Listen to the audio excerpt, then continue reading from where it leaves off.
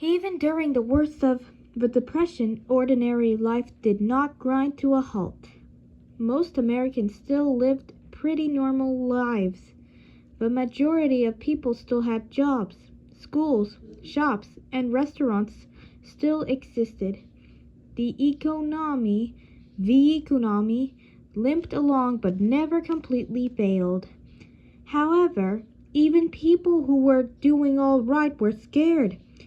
They wore hand-me-down clothes and learned to save used paper and bits of string and to stretch out food by adding cheap fillers. Free entertainment became an important part of life. Board games, for example, were very popular. In the 1930s, people started playing Monopoly. That's my favorite game. I used to get 5 years ago when I was 10, back in November 2020. In this game, players got to pretend that they were rich businessmen. They battled one another to make huge fortunes. Families would also gather around the radio to listen to soap operas, comedy and adventure stories. People who could afford it flocked to movies such as King Kong and the one starring Shirley Temple. Movies offered people a cheap vacation from the hardship of their daily lives. Many men hoped there might be more jobs somewhere else. So they became hobos, traveling around the country looking for jobs. Most traveled by most traveled by hitching rides on freight trains. This was very dangerous. It was easy to fall under a moving railway car, since the cars were not heated. Since the cars were not heated, hobos sometimes froze to death. The railroad companies hired armed guards, known as bulls, to throw stowaways off the trains. But that's not good, you guys. So at least 250,000 teenagers, some as young as 11, became hobos. Many young folks left home so their families would have one less mouth to feed. Some were also excited by the idea of adventure. They quickly found out life on the road was not romantic. Teenage hobos were shot at by railroad bulls, chased out of town, or killed in accidents. They went for days without food. The great folk singer Woody Guthrie, similar than Sheriff Woody Pride from Toy Story movies 1 through 3 and 4. But this year there will be Toy Story 5 coming in on Friday, June 19th, 2026, you guys. For the end of summer, you guys. For the beginning of summer. So, here we go. Singer Woody Guthrie what was that called again? Oh, yes. So, the great folk singer Woody Guthrie rode the rails as a teenager. He never forgot the feeling of traveling with so many hungry and desperate people. We used each other for pillows. I could smell the sour and bitter sweat soaking through my own khaki shirt and breeches and the work clothes. We looked like a gang of corpses heading back to the boneyard. There's Woody Guthrie. Hobos were not bums. They were eager for work. Many followed crops around the country. They arrived in time to harvest whatever was ripe and left when the harvest was over.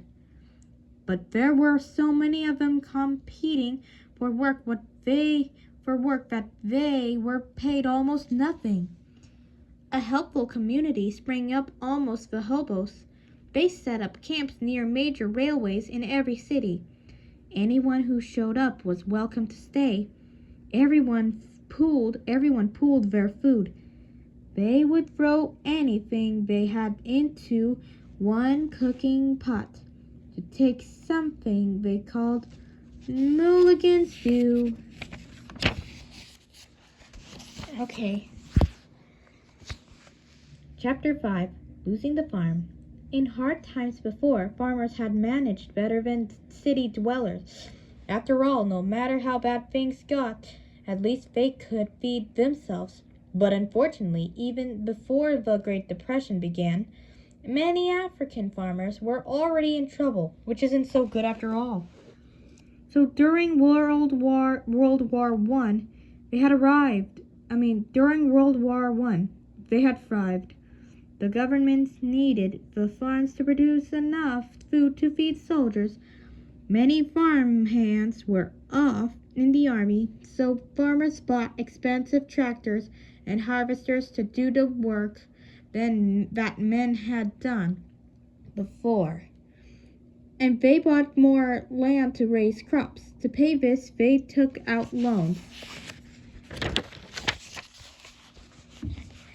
Unfortunately, once the war was over, the government was no longer buying a lot of food. Since the farmers had been producing more and more every year, suddenly they had more crops than they could sell. This drove food prices down so low that farmers lost money on every sale. During the Depression, people were starving. Yet on the farms, food was going to waste. Farmers had crops that they could not afford to harvest or sell. So wheat was allowed to rot in the fields. Milk was poured down the drain.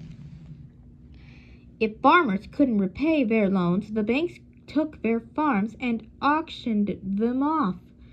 In an auction, people bid to buy something, and the highest bidder gets the item.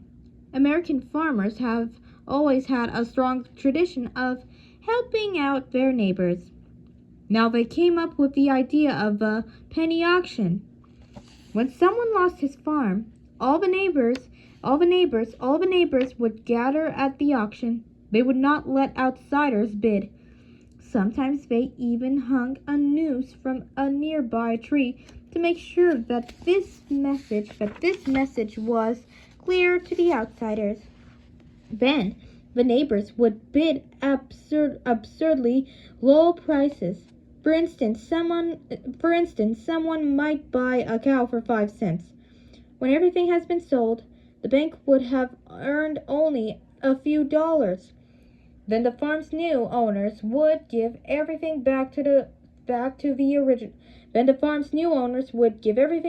original farmer. Right? But as more and more farmers found themselves in trouble, penny auctions became harder to pull off. By 1932, as many as 1 out of 3 farmers had lost his farm to the bank. That's not good, you guys. Okay, so Chapter 6. Roosevelt to the rescue. It is not really fair to blame President Hoover for causing the Great Depression.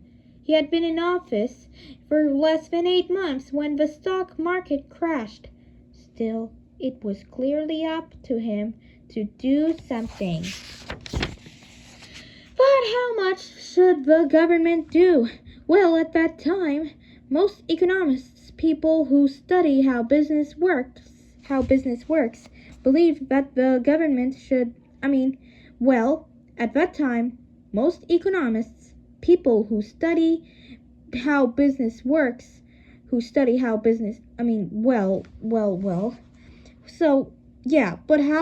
but how much should the government do? Well, at that time, most economists, people who studied how business works, believed that the government should just stand aside. It was sad that folks were suffering, but if the government tried to fix things, it would only make them worse. The economy needed to be left alone. Then the problems would work themselves out. Some weak or helpless people might not take it. So some weak or helpless people might not make it. But no government action could really help these people. Government interference interference, government interference would do more than good, would do more harm than good. Government interference would do more harm than good. These economists said the process was painful but necessary. Boo! Boo! In some ways, Hoover didn't go along with this belief. It seemed clear to him that some help was needed to set the machinery of the country into action. He asked business leaders to invest in projects that would strengthen the economy, but he didn't think that the government should pass laws to control businesses. He expected businessmen to do the right thing on their own. He expected businessmen to do the right thing on their own. However, Hoover believed the government should not give out money in charity, but he did think that government could play some role. It could help private charities by giving them good advice. He also funded some public projects that would create jobs. The most important was Hoover Dam on the Colorado River. The Hoover Dam provided electric power and irrigation for the surrounding area, and then we'll stop right here because it's getting late. I gotta go to bed so I can continue this tomorrow morning. Bye. Good night.